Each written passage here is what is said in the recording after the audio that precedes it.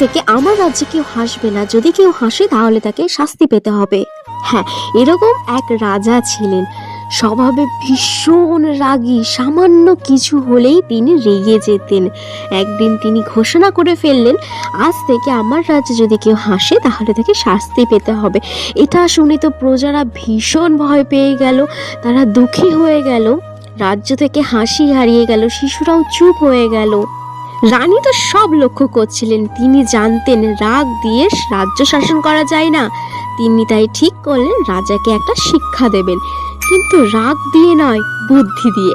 একদিন রানী রাজাকে খেলতে ডাকলেন। হঠাৎ রাজা হাঁটতে গিয়ে কলার খোসায় পা দিয়ে পড়ে গেলেন।